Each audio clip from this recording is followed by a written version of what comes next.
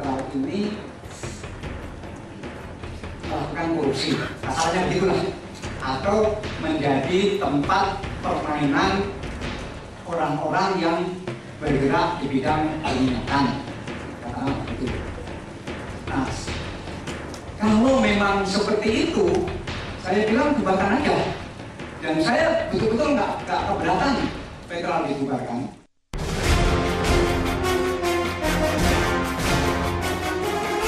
Mafia, ya, 5 huruf ini kembali membuat hati kita miris. Pasalnya, sudah terlampau lama pengadaan bahan bakar minyak melalui impor di negeri ini direcoki oleh tangan-tangan yang tidak bertanggung jawab. Ya, mafia minyak ditengarai beroperasi di perusahaan bernama Pertamina Trading Energy Limited atau yang biasa disingkat Petral. Disinyalir mafia minyak dibiarkan leluasa beroperasi selama bertahun-tahun, sengaja dipelihara dan berakibat gurita mafia minyak terus mencengkram. Seminggu yang lalu Petral akhirnya resmi dibubarkan setelah hampir 1 dekade beragam cara dilakukan untuk membubarkan anak usaha PT Pertamina Persero tersebut. Pemerintahan Jokowi JK melalui Menteri SDM Sudirman Said dan Direktur Utama Pertamina Dwi Sucipto memutuskan melikuidasi perusahaan yang disebut-sebut sebagai sarang mafia migas. Publik yang selama ini geram dengan praktik mafia migas berharap hal ini dapat memutus mata rantai perdagangan minyak yang terlalu panjang dan negara tidak harus menomboki impor minyak dengan harga tak wajar. RUU migas itu kan harusnya sudah direvisi sejak diputuskan oleh Mahkamah Konstitusi tahun 2009. Itu selama 5 tahun tidak bergerak, dan dalam 4-5 bulan terakhir alhamdulillah tim di SDM menyelesaikan draftnya dan draftnya sudah dikomunikasikan ke DPR. Soal petralisasi itu sesuatu yang sejak lama dibahas kan, tetapi sekarang ini kemudian diputuskan, kemudian pemerintah memutuskan, Pertamina memutuskan, pemerintah mendukung, Presiden sangat support semua langkah-langkah itu. Dan kalau orang bicara mafia itu sebetulnya ini bukan true mafia. Kalau mafia itu kan kita membayangkan cerita-cerita Don Corleone, gitu ya, cerita Al Capone, cerita Escobar, itu sesuatu yang memang betul-betul organized crime, di mana tidak saja bermodalkan regulasi, bayar politisi, bayar aparat keamanan, bahkan dengan ancaman pembunuhan. Ini kan orang-orang yang bekerja hanya dengan modal keberanian menyuap, gitu ya, menyogok para pejabat yang korup gitu, kemudian menyogok politisi yang mau terima. Selebihnya tidak ada hal yang luar biasa. Kenapa PES juga dibubarkan? Karena PES inilah yang ditengarai menjadi sarang mafia. Nah, disinilah terjadi kami menemukan, tim ya bukan saya nih, tim menemukan berbagai keganjilan yang patut ditindaklanjuti dengan audit investigatif. Kami sebatas itu, tapi akhirnya keputusannya dibubarkan. Ya, kami senang. Sebelumnya Menteri SDM Sudirman Said dan mantan Ketua Tim Reformasi Tata Kelola Migas Faisal Basri tengah menjadi sorotan dengan pernyataannya terkait perjalanan panjang pembubaran Petral sejak era kepemimpinan Presiden Susilo Bambang Yudhoyono. Mereka menyebut upaya ini gagal dilakukan di era pemerintahan SBY karena ada kekuatan besar yang menyelimuti. SBY pun meradang, tak tinggal diam karena merasa dituding melindungi mafia migas. SBY dibantu beberapa politisi di partainya. Demokrat membela diri dengan menyinggung soal keberadaan Satgas Mafia Hukum sebagai cara pemerintahannya memberantas kejahatan dan penyimpangan apapun. Pak Sudirman itu kali dia udah feeling dia akan dicopot oleh Pak Jokowi. Dia akan direshuffle. Jadi mungkin dia udah mulai kebakaran jenggot. Apa maksud dia ngomong begitu? Ya, jadi dia melakukan fitnah, mencari kambing hitam, tendensius, ngomong sembarangan, ya. Ya, jadi ya kita sangat sesalkan. Saya maunya begitu, ya. Dia harus minta maaf kepada Pak SBY karena dia udah melakukan fitnah, ya. Enggak, kalau Pak Presiden, aku lihat udah gerah juga lihat dia, karena aku dengar-dengar dia masuk nominasi yang mau direshuffle kok. Enggak sih, masalah Petral ini itu kan cuma ganti casting. Lantas, siapakah dia atau mereka yang disebut-sebut sebagai mafia migas? Ikuti diskusi ILC malam ini, SBY vs Sudirman Said, apa dosa Petral?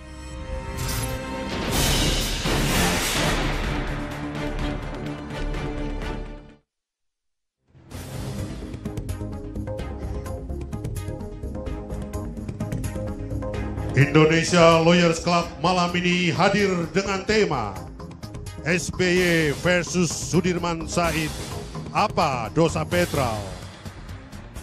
Dan kini kita sambut Presiden Indonesia Lawyers Club, Kardi Ilyas.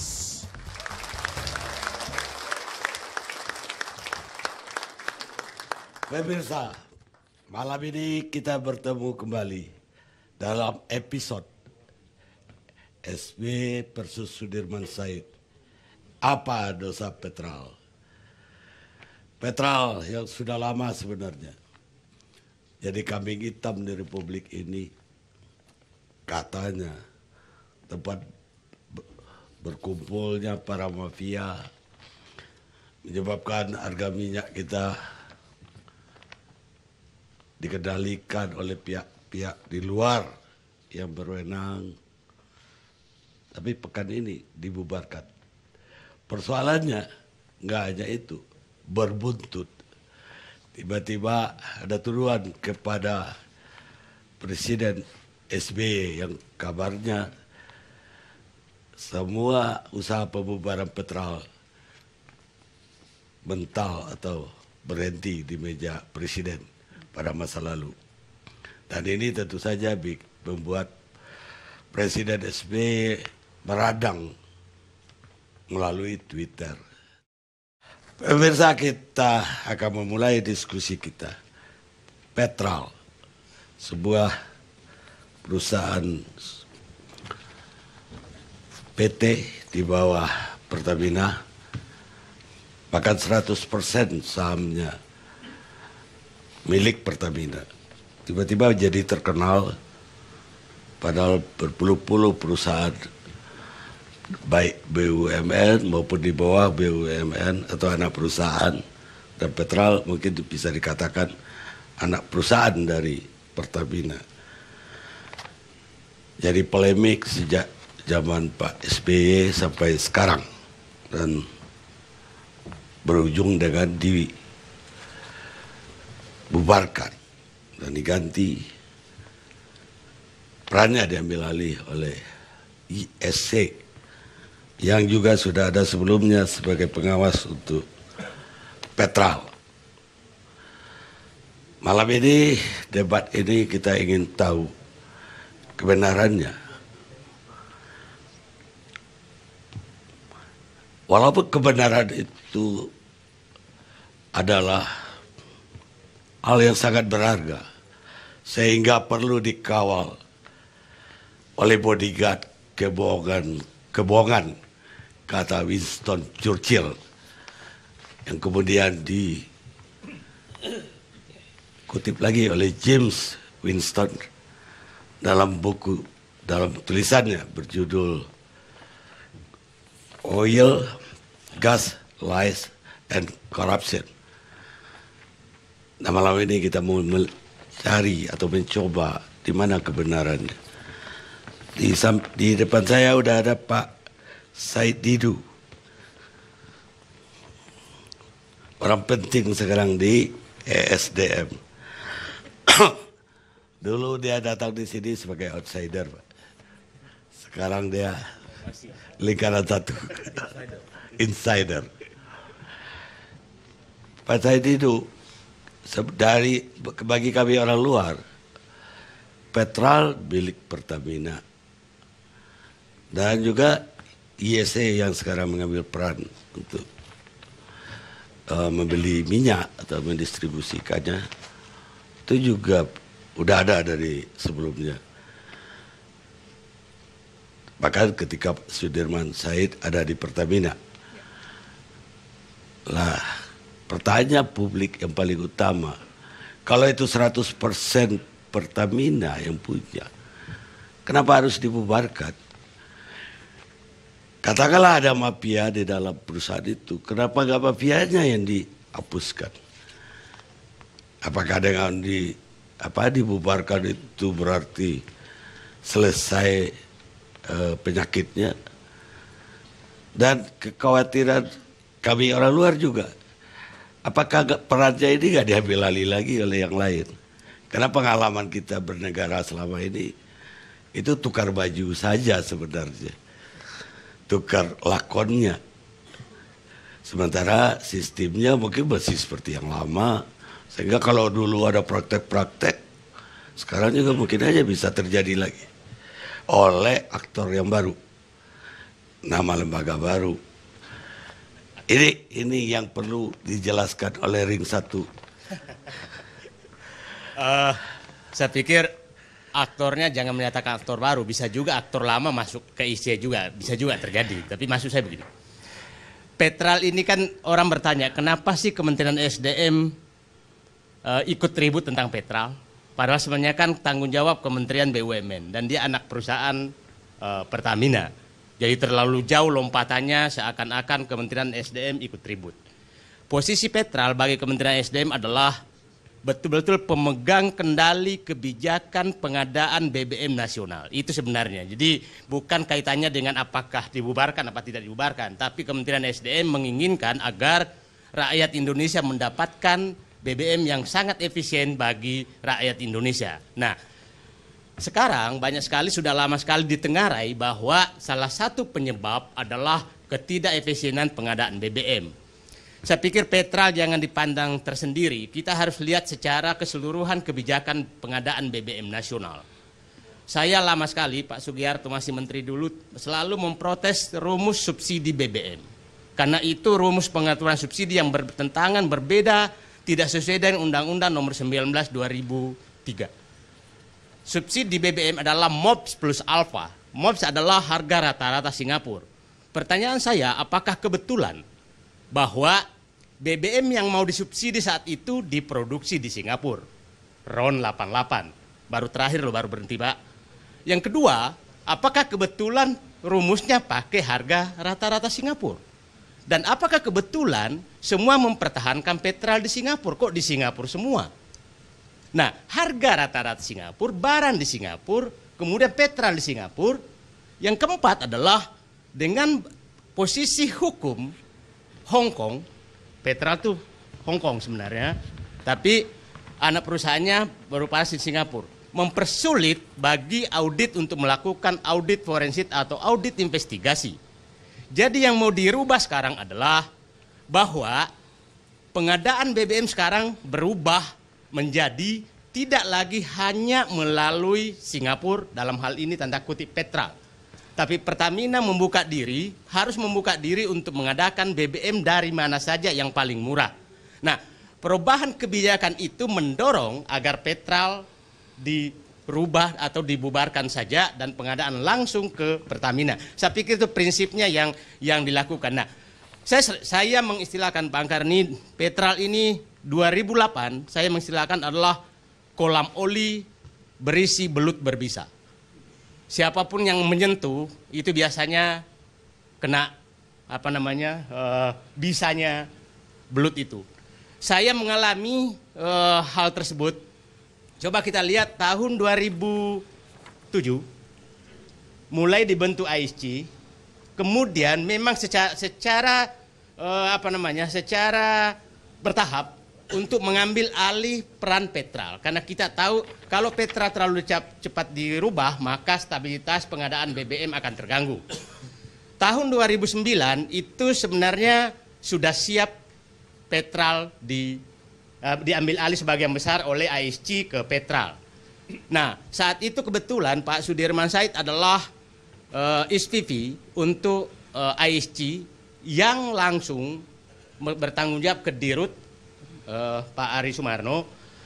Bersamaan itu kemudian 2009 dihentikan ISC dan dihidupkan kembali full Petral, dan bersamaan diberhentikan Sudirman Said. Saya nggak tahu apakah ini termasuk yang tergigit oleh belut berbisa apa tidak, tapi faktanya demikian. Nah, kemudian pada saat Pak Dahlan Iskan masuk, kebetulan saya sekretarinya Pak Sugiharto dulu, saya 3 menteri saya ikuti, jadi saya ngikuti betul. Pak Dahlan Iskan masuk, memang bahwa rencana melakukan itu, tapi saat itu saya pikir ISC lagi tidak jalan. Jadi kalau langsung dirubah, maka memang bisa menyebabkan stabilitas pengadaan BBM. Kemudian dimulailah kembali, dan sekarang menurut saya momentum terjadi sekaligus. Satu adalah ISC mulai siap. Yang kedua, Singapura juga sudah tidak memproduksi lagi BBM yang dimasukkan sebagai BBM yang mau disubsidi. Yang ketiga, menurut saya presidennya sekarang juga memiliki niat yang sama untuk membuat semakin transparan di pengadaan BBM. Jadi saya pikir begini, pasti pertanyaannya, kalau kenapa siapa tahu nanti mafianya juga pindah dari Petral ke sini, minimal menurut saya nanti Pak Faisal Basri minimal kalau dia beroperasi di Indonesia itu bisa diaudit investigasi, audit menemukan permainan harga minyak tidak akan pernah ditemukan dengan audit general audit. Harus audit investigasi baru bisa menemukan, karena itu bisa diperiksa apakah ada email saya ke si A, apa dari si B dan seterusnya. Nah, sekarang ke depan saya sih melihat begini, Pak. ESDM ini adalah jantungnya negara kita. Jadi saya berharap, saya berpendapat bahwa selama sektor ESDM, selama masih ada niat penguasa atau calon penguasa menjadikan sektor ESDM sebagai sumber brankas untuk memelihara atau mendapatkan kekuasaan, maka sektor ini sulit sekali dibersihkan. Jadi saya berharap kita mari lihat saja ke depan bahwa ini jangan berhenti. Saya mengalami ini terus panas-panas tai ayam, habis itu berhenti lagi, panas berhenti lagi. Jadi saya pikir semangat momentum ini mari kita gunakan semua pihak bahwa mendorong ini untuk diperbaiki. Dan menurut saya tidak perlu kita terlalu risau bahwa ada audit forensik, ada apa. Siapa tahu sebenarnya mafianya nggak ada. Mafianya nggak ada. Di kampung saya Pak Karni ada istilah bahasa Bugisnya tuh nasuloi alena. Maksudnya kita mengejar seseorang di tengah kegelapan malam, tahu-tahu orang itu menyalakan korek. Nah jadi biarkan saja audit forensik berlaku, semua tenang. Kalau siapa tahu nggak ada, kalau nggak ada kan Pak, kita yang Pak Faisal Basri dan timnya dianggap itu kan nggak ketemu aja, kan kira-kira begitu. Jadi maksudnya tenang semua, mari kita benahi sektor SDM dengan baik, jangan hanya minyak, jangan hanya migas, semuanya Pak. Nah itu juga saya katakan, jangan memandang Petral terlalu ini. Petral ini bisa saja adalah benih persoalan energi nasional. Apakah karena permainan tersebut sehingga orang mendorong kebijakan subsidi BBM, orang mendorong kebijakan impor BBM, orang menghalangi terbangunnya kilang. Saya mengalami juga Pak, kadang-kadang udah bagus ini di posisinya, malah pernah Pak Sugiharto masih ingat Pertamina menyatakan kalau kami memang BUMN nggak boleh bangun kilang, yang penting swasta juga boleh lah. Jadi jangan sampai juga itu menghalangi terbangunnya kilang, jangan sampai juga itu menjadi penyebab terhalangnya diversifikasi gas dan lain-lain. Menurut saya, siapa tahu ini penyebabnya. Jadi saya berharap mari kita buka kotak Pandora ini untuk menyelamatkan sektor energi kita. Jadi saya lebih cocok daripada berdebat siapa yang salah, siapa yang ini, udahlah tenang demi bangsa dan negara kita. Ya, tapi saya dengar udah berapa tahun itu sejak ISC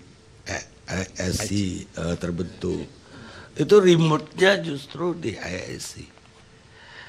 Petral cuma pelaksanaan tender di Singapura. Dan kalau tadi tidak bisa diaudit, banyak perusahaan-perusahaan seperti Pertamina di negara lain itu juga punya kantor di anak perusahaan di Singapura. Oke.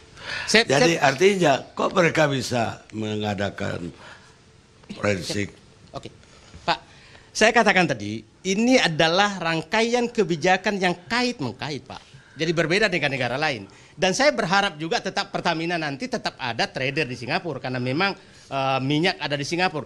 Ini saya katakan tadi, kenapa rumus subsidi itu MOPS plus alfa, harga rata-rata Singapura. Kenapa Petral dari Singapura, kenapa subsidi BBM naik terus, kenapa, mohon maaf Pak, 10 tahun terakhir tuh jumlah subsidi BBM energi itu 2050 triliun Pak. 2050 triliun terus naik.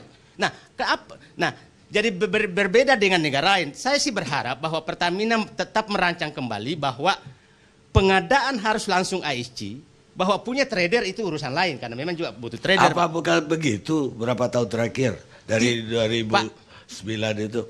2009, 2007 ke 2009 dua pintu ISC sama Petral. Nah, 2009 ke sini stop ISC, Petral semua lagi. Pengawasannya masih di ISC kan? Pengawasannya enggak Pak, langsung ke atas Pak. ISC kan unit di bawah Pertamina. Nanti Pak ini jelaskan. Tapi menurut saya itu dinamika terus bahwa mau diadakan langsung tetap diganggu lagi, diadakan langsung diganggu lagi. Ini yang terakhir untuk Pak Said Didu gelombang pertama ini. Tadi disebut-sebut belut beracun segala macam. Ya, habis itu dibilang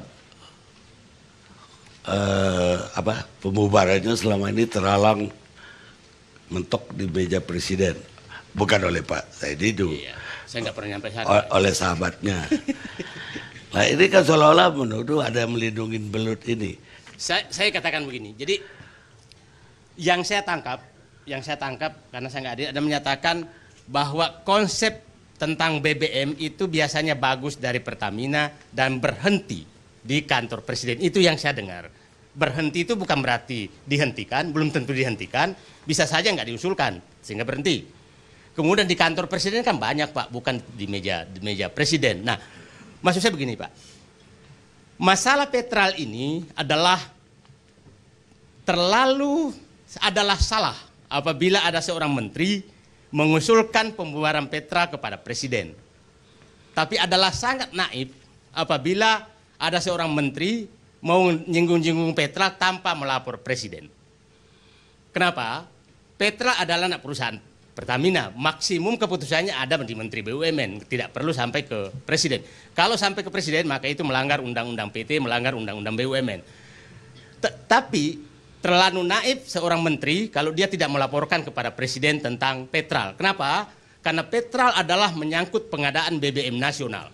Kalau nanti pengadaan BBM-nya sudah sebagian ISC, sebagian PES dan lain-lain, saya pikir pri-pri aja, nggak ada masalah. Ini kan dulu karena tunggal Pak, jadi harus dijaga betul. Dan saya pikir yang sangat berkepentingan adalah Presiden, DPR karena terkait dengan subsidi dan Kementerian ESDM. Jadi saya pikir posisinya demikian. Jadi kalau dikatakan tadi ada yang demikian, saya bilang kalau menyatakan ada surat, nggak mungkin ada surat. Terlalu bodoh menteri itu membuat surat ke Presiden kalau tentang pembubaran Petral. Karena tidak ada kaitannya antara presiden dengan Petral. Kalau ada disposisi presiden terhadap surat itu sudah intervensi korporasi, intervensi organ non korporasi tidak boleh melakukan intervensi kepada korporasi. Presiden tidak termasuk organ korporasi. Tapi saya ulangi lagi, menteri yang hanya menteri naif yang tidak melaporkan Petral dulu kalau mau menyinggung Petral. Terus ada lagi suara seolah-olah Pak Sudirman Said itu dulu digeser lagi dari direktur IC karena tekanan. Nah, siapa yang bisa menekan Karen atau Dirut Pertamina? Saya tidak bisa menyatakan karena saya tidak mengalami, tapi fakta kenyataannya bahwa memang beliau diberhentikan pada saat beliau Dirut, tapi saya nggak tahu apa yang terjadi antara diskusi antara Bu Karen dengan Pak Sudirman Said. Tapi Pak Sudirman merasa ditekan. Ada tekanan untuk saya pikir tergantung. Kalau orangnya nothing tulus nggak pernah merasa tertekan. Bukan dianya, tapi ada menekan Karen untuk supaya dia lengser. Saya mendapatkan kita rehat sejenak pemirsa. Pemirsa, kita lanjutkan diskusi kita. Malam ini kita punya tamu istimewa, Pak Faisal Basri. Udah lama gak muncul. Beliau mantan ketua tim reformasi tata kelola migas. Mungkin Pak Faisal bisa menambahkan apa tadi yang disampaikan oleh Pak Said. Ya, kalau kita lihat sih ini kan pada masa pemilu ya Bang Karni ya. Pada masa pemilu kan salah satu yang ingin diberantas oleh Pak Jokowi, Pak JK kan mafia. Itu kan dalam debat capres juga seperti itu. Jadi sebetulnya ini komitmen yang dilandasi oleh janji politik untuk memberantas mafia. Jadi dan ditengarai mafianya ada di PES gitu. Kalau Petral kan sebetulnya nggak ada kerjaannya lagi. Dan juga Petral wajib dibubarkan karena apa? Karena ya dia tidak ada pekerjaannya lagi karena waktu dia didirikan kan dia jualan minyak ke Amerika. Nah, ada yang dijual lagi. Makanya diantisipasi didirikan anak perusahaan. Nah, Petralnya sendiri nggak ada kegiatan. Ada satu lagi anak perusahaannya yang juga tidak ada kegiatan, Zambesi. Jadi memang harus di restructure. Tapi kalau kami tim tidak sampai pada pembubaran, tapi restructure gitu. Dan PES itu beda dengan trading company lain di Singapura. PES itu bukan trading company, dia adalah agen Pertamina untuk beli minyak. Beda. Kalau trading company dia punya storage, punya blending facility, melakukan praktek-praktek hedging ya untuk mengurangi risiko naik turunnya. PES sama sekali tidak ada. Jadi juga buat apa sekedar buying agentnya Pertamina nambah-nambah mata rantai saja gitu kan. Jadi ya satu saja pengadaan Pertamina gitu. Dan karena memang dari zaman Pak Harto juga ada cacat, ini Petral cacat sejak lahir, didirikan badan usahanya di Bahama. Operasinya di Hong Kong. Kemudian kroni Pak Harto masuk tahun 78. Ada sebagai pemegang saham resmi gitu ya. Dan 98 memang dibeli semua oleh Pertamina. Jadi mungkin pembubaran ini juga sekaligus untuk menutup sejarah kelam lah gitu. Karena udah beberapa kali juga diupayakan ganti gitu. Pimpinan PES-nya tidak berubah gitu, tidak berubah, perilakunya tidak berubah, sampai pimpinan yang terakhir pun perilakunya tidak berubah gitu. Jadi ya sudahlah diamputasi saja, saya rasa begitu. Baik, saya pernah ngirim wartawan juga ke Singapura itu, dan oleh direksi Petral sendiri dikasih lihat bagaimana proses mereka, semua juga bisa lihat. Para peserta tender yang bidding waktu itu juga bisa lihat. Dan kemudian ya, bahkan DPR pun waktu itu ada berapa orang ke Singapura. Ya ada 3 lah kalau nggak salah. Dan semuanya bilang bahwa ya ternyata transparan. Nah, sekarang ini kan dengan kita pindah ke ISC ini supaya akan lebih transparan, supaya apa jaminannya Pak Faisal? Nggak balik seperti dulu lagi, bahwa IC nantinya tidak hanya memenangkan misalnya tender pada orang-orang tertentu kalau sistemnya belum diubah.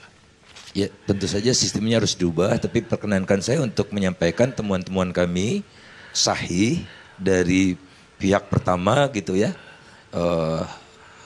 Whistleblowernya ada, jadi sahih sampai gaji mereka pun saya tahu berapa gitu.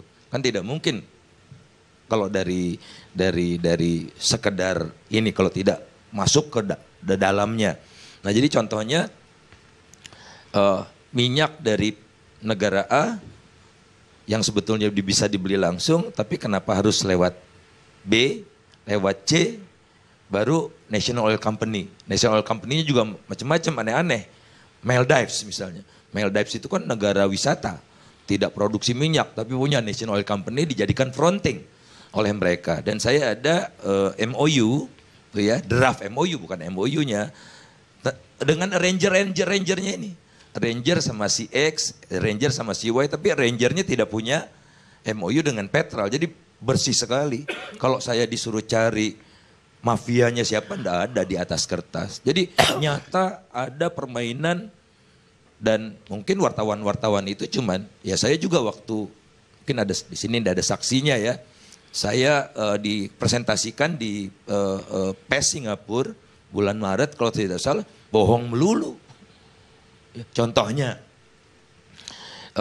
kata PES sekarang mereka sudah melakukan trading, third party trading.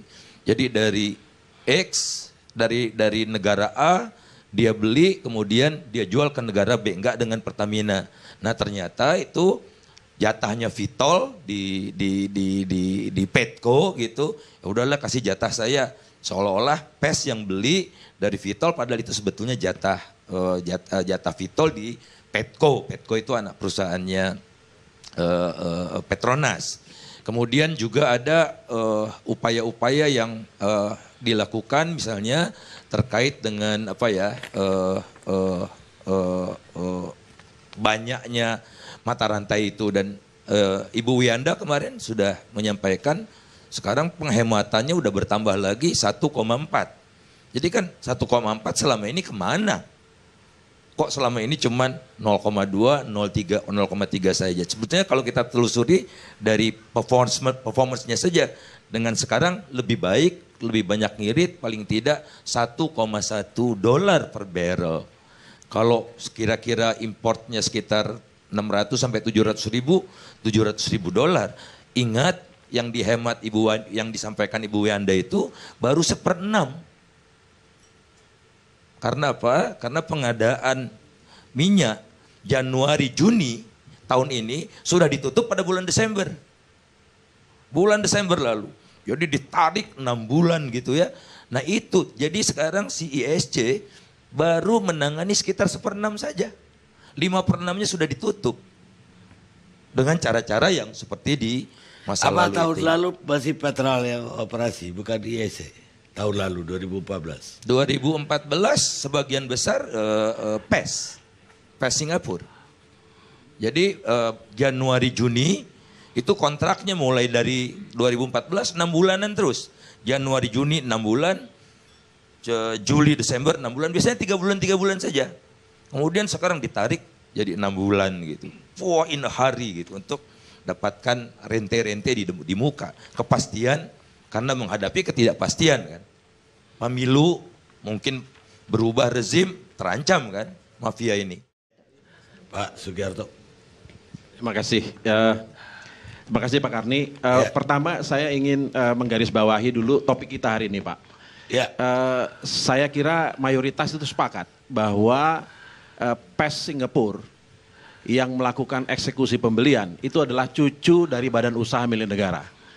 Karena itu domainnya adalah domain B2B, bukan harus seorang presiden turun ikut membubarkan. Itu satu Pak. Jadi cucu itu ada RUPS-nya adalah anak RUPS-nya adalah BUMN, BUMN baru Menteri Negara BUMN. Jadi terlalu jauh bila mana presiden itu ikut campur dalam membubarkan cucu perusahaan. Itu saya kira jawaban topik kita yang pertama Pak.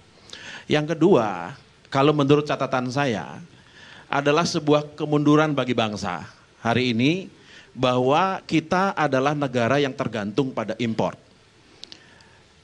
Kita punya recovery rate, jadi minyak yang ditemukan baru dengan yang diproduksi itu hanya kira-kira 40%. Artinya setiap 100 barel yang kita bakar, itu kita menemukan hanya 40. Artinya negara ini akan terus berketergantungan kepada import.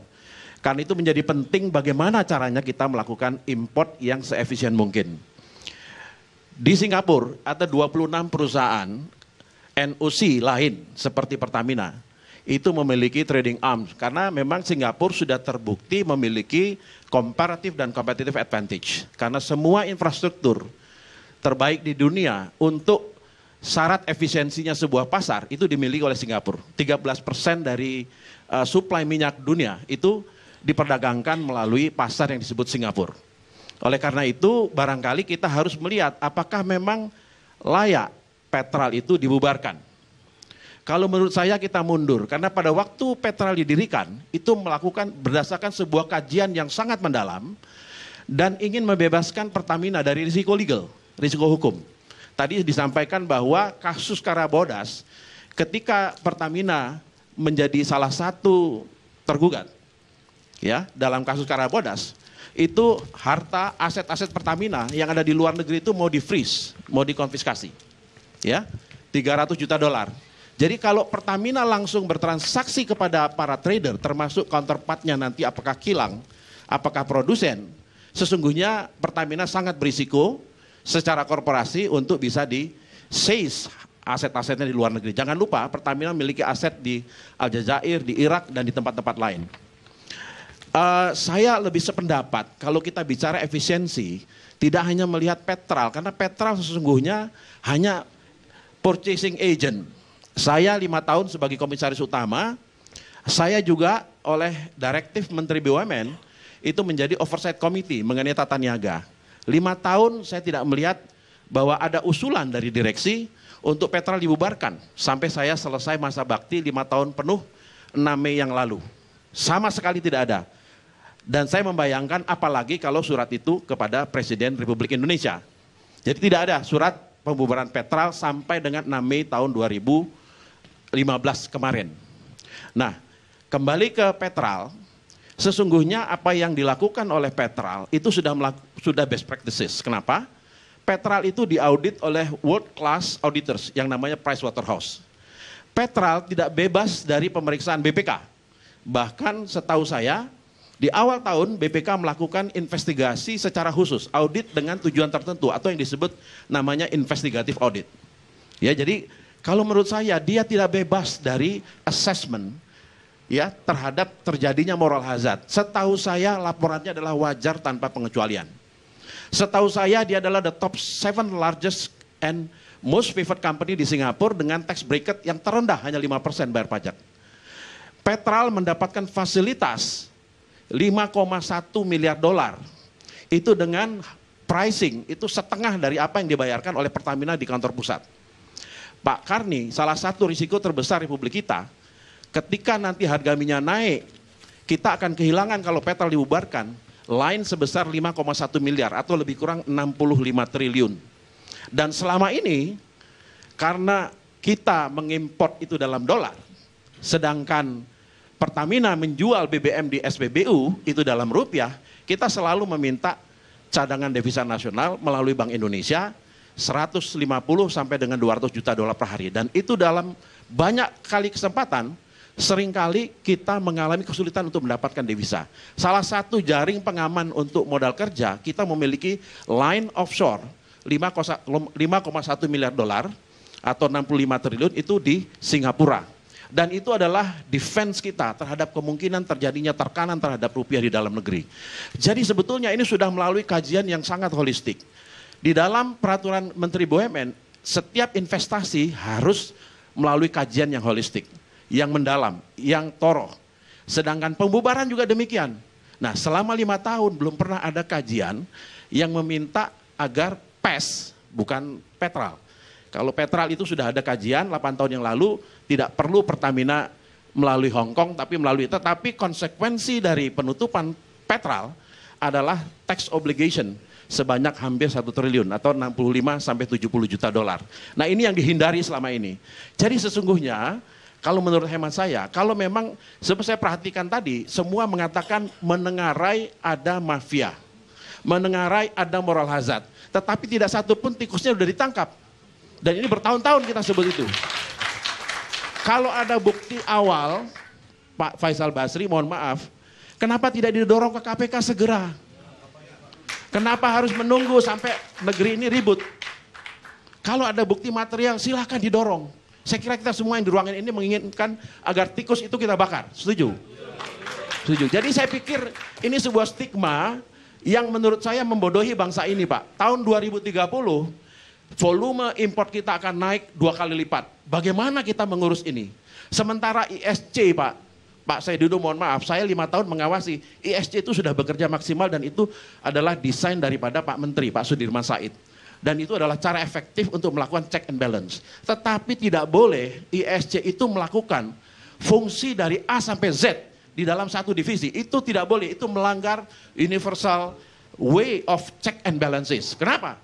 Dari mulai perencanaan, origination, kemudian ordering, ya, kemudian ketika order dia perintahkan kepada purchasing agent kembali lagi ke kita, kemudian ISC melakukan linear programming, artinya minyak yang available di pasar volumenya sekian, jenisnya seperti ini, dihitung kembali, dievaluasi hasil biddingnya.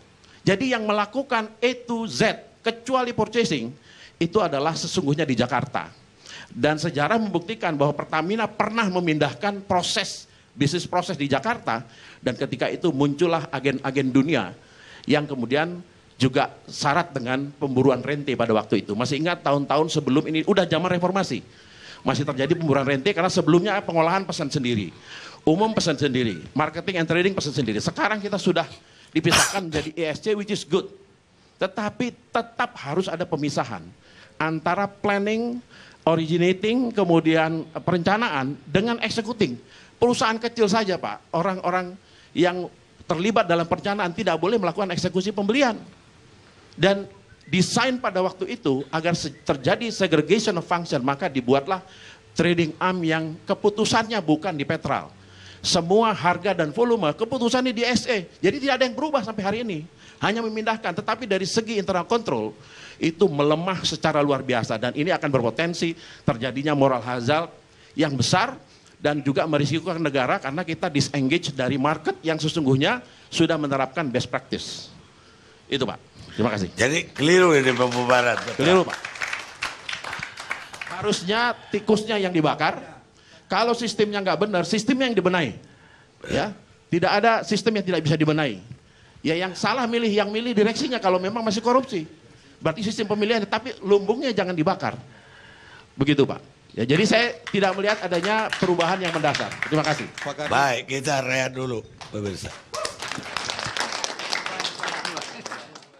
Sekarang saya ke Pak Ugan dari Dewan atau Federasi Serikat Pekerja Pertamina Bersatu. Ya, terima kasih Bang. Barangkali sudah saatnya kita pekerja Pertamina yang selalu menjadi objek pembicaraan dan hujatan dari para pengamat dan lain-lain bicara. Dan mungkin baru kali ini kita bicara di ILC. Terima kasih nih Bang. Tapi di ILC belum pernah jadi objek hujatan. Oh belum Bang. Terima kasih Bang. Saya hanya ingin mengingatkan pada kawan-kawan di sini, terutama Bang Karni, bahwa ketika muncul Undang-Undang 22/2001, modusnya hampir sama seperti saat ini Pak. Ada keriuhan Pak yang dibuat oleh kelompok tertentu, dan kemudian pada saat itu PwC mengatakan ada 159 kasus korupsi di Pertamina. Dan ternyata sampai saat ini tidak ada yang ditangkap.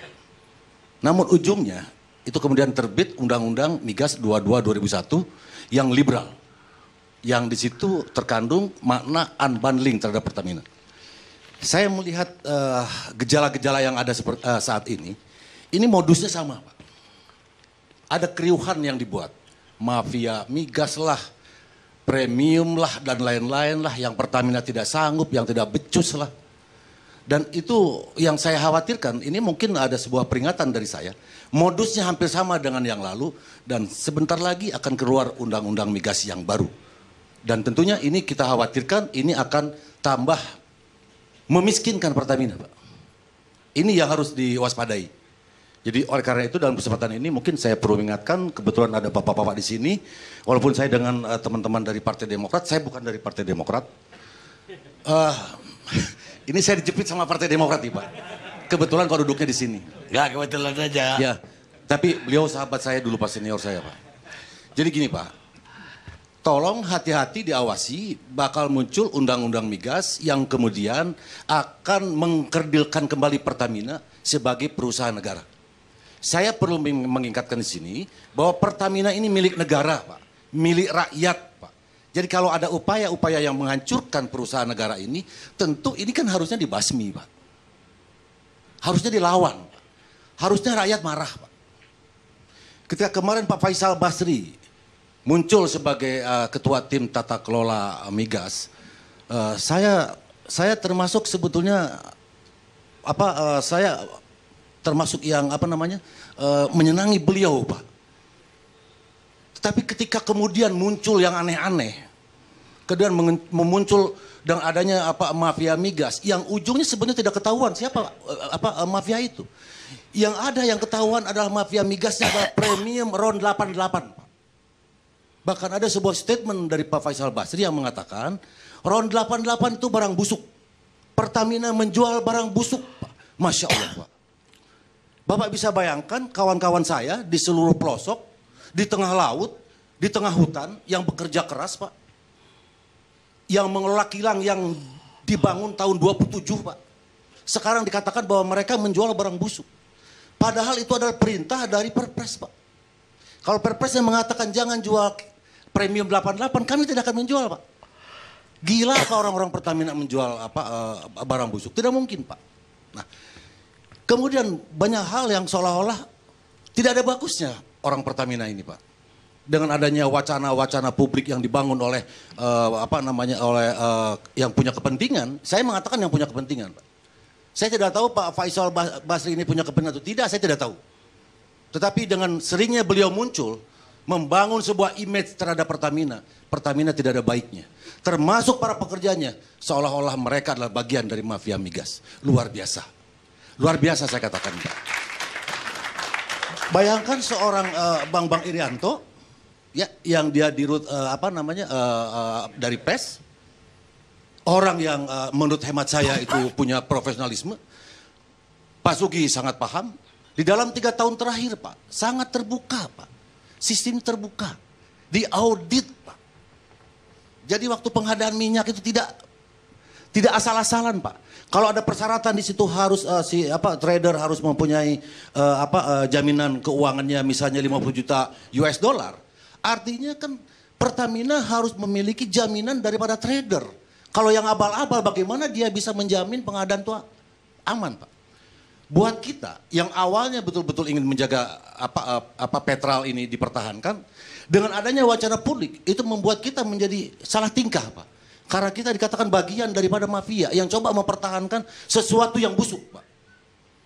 Saya tidak perlu lagi jelaskan kenapa Petral dibangun. Pak Sugi sudah jelaskan semuanya. Kalau waktu itu Pertamina tetap, Indonesia itu tetap misalnya liftingnya 1,5 juta, tidak akan pernah ada yang namanya Petral, Pak. Kita mampu, Pak, pengadaannya di sini. Kenapa kok kita sekarang dengan ada Petral yang sebetulnya adalah bumper dari Pertamina, Pak. Tolong dicatat, bumper dari Pertamina. Sekarang dengan isu yang luar biasa, dipolitisasi, kemudian diputuskan untuk dibubarkan. Itu menyedihkan, Pak. Bapak bisa bayangkan, untuk pengadaan 500.000 sampai 600.000 barrel per day itu, Pak, itu bukan sesuatu yang mudah. Siapa yang menjamin kalau kemudian sekarang dibubarkan, kemudian pengadaannya lewat trader-trader, mereka mainkan harga, arisan mereka. Siapa yang akan bertanggung jawab apabila kemudian security of supply-nya tidak bisa dijamin? Langka minyak di sini, Pak. BBM langka. Saya katakan sama kawan-kawan, kenapa kok Pertamina senang sekali dibully? Padahal mereka harusnya lindungi Pertamina. Negara harusnya melindungi Pertamina sebagai perusahaan negara. Bukan dibully, Pak. Harus dilindungi, harus diberikan privilege. Tidak seperti saat ini, Pak. Saya tidak mengerti, sampai saya katakan tadi siang sama kawan-kawan, kita kumpul kawan-kawan, mungkin sudah saatnya kita seluruh pekerja, Pak Sugi, untuk melakukan perenungan yang kreatif selama setengah hari. Mau yang di kapal, mau yang di kilang, mau yang di hutan, kita tinggalkan pekerjaan setengah hari saja, termasuk yang ada di bandara, untuk merenung, Pak. Kenapa kok kita selalu dibully? Kenapa kok selalu pekerja-pekerja Pertamina ini dibully? Padahal Bapak bisa bayangkan, saya kasih contoh, Pak, kawan-kawan yang di kilang, yang di Pelaju. Yang namanya HP ini, Pak. HP ini adalah istri pertama, Pak. Kemana-mana dia dibawa, Pak. Ke toko dia dibawa, ke kamar mandi dia dibawa, istrinya saja tidak. Kenapa, Pak? Karena kalau ini bunyi tengah malam atau dimanapun, dia harus masuk ke pabrik. Pabrik itu sudah tua, tahun 27 dibangun, Pak. Bapak bisa bayangkan, sekarang kawan-kawan dibully. Bahkan luar biasanya nih, mohon maaf nih Pak Faisal Basri, saya rasa tidak pantas kalau Pak Faisal Basri sampai masuk intervensi sampai ke dalam, Bapak mengusulkan untuk dicopot direksi Pertamina. Salah satunya adalah Ahmad Bambang. Sorry, Pak. Bapak akan berhadapan dengan kami federasi, Pak. Saya harus menuntut mereka, Pak. Terima kasih, Pak. Saya kira cukup. Pak Faisal pasti ada yang perlu dijawab. Ya, saya ingin menyatakan bahwa justru saya cinta Pertamina. Tolong dilihat rekomendasi secara keseluruhan. Kalau yang sudah habis masa, serahkan sepenuhnya kepada Pertamina. Jelas itu. Kemudian yang kedua, Soeharto aja kita suruh mundur, apalagi Ahmad Bambang. Bukan persoalan Ahmad Bambang itu sama karyawan yang lain, tapi ada kesalahan dua fatal. Pertama, dia mengatakan dia mau bikin Pertalite dan kalau dia jual Pertalite, dia tidak jual premium. Itu bukan domain dia, itu domain negara, jadi dia lancang. Kemudian yang kedua, Di pengumuman yang terakhir, harga Pertamax dia naikkan 9.600. Nah sekarang harga Pertamax, sekelas Pertamax di Shell dan di Total itu kira-kira 8.950. Pindahlah mereka. Harga Pertamax lebih tinggi saja, lebih rendah saja, orang pindah. Kemudian Pertamina akan rugi besar karena terlalu besar perbedaan antara premium dan Pertamax, 2.200. Orang yang sudah tadinya pindah dari premium ke Pertamax, pindah lagi ke premium. Dan kasihan Pertamina ruginya bertambah besar karena setiap penjualan Pertamax 1 liter, Pertamina barangkali ruginya 500 sampai 700. Nah inilah, jadi siapapun tanpa kecuali di negeri ini yang saya anggap melawan kebijakan publik akan saya lawan. Gitu. Tapi tidak ada kaitannya dengan saya mencaci maki karyawan. Enggak. Pak Ugan dari dulu bawanya gitu terus masalahnya. Jadi niat baik, bahkan saya sampaikan ke pemerintah ini, Pertamina itu harus segera ditolong. Karena kalau tidak, hancur Pertamina, berpotensi rusak karena pemerintah nitipkan subsidinya di Pertamina. Itu nggak benar itu Pak. Kita harus bela Pertamina. Dan insya Allah dalam waktu dekat Pertamina dapat 12 triliun dana tunai dari APBN untuk menginikan. Terima kasih. Baik, nggak ada lagi waktu. Satu aja Pak. Pemirsa, ketika seseorang terlalu lama menginginkan kekuasaan, maka kebusukan akan menyakiti sikap orang tersebut. Thomas Jefferson, Presiden ketiga Amerika. Kita ketemu ALC yang akan datang.